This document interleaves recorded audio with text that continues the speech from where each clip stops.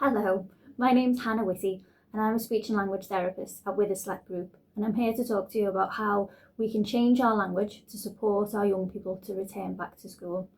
Now, as a speech and language therapist, I'm biased and really feel that language is the most important thing, but little tweaks in your language can make a huge difference to the interactions that you're having with your young person and help you achieve the goal that you both want of getting your young person back to school. Slight changes that we can make a huge difference.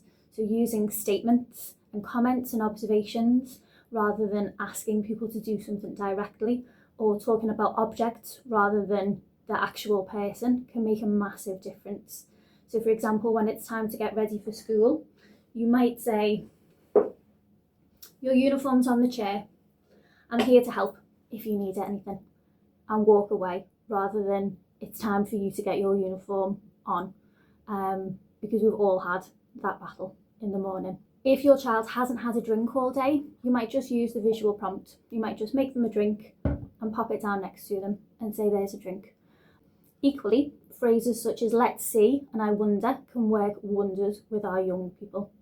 You could say things like, "I wonder if we need to wear a hat today."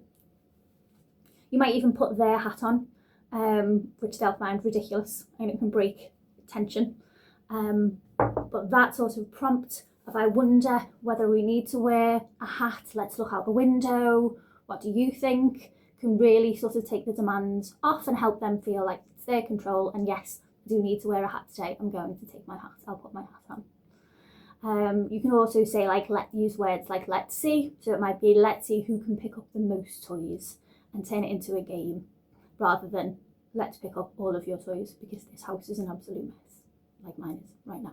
You can also have little sort of wonderings. So how about we, or "one idea could be," or "I'm not sure if," to help take sort of the pressure off the request.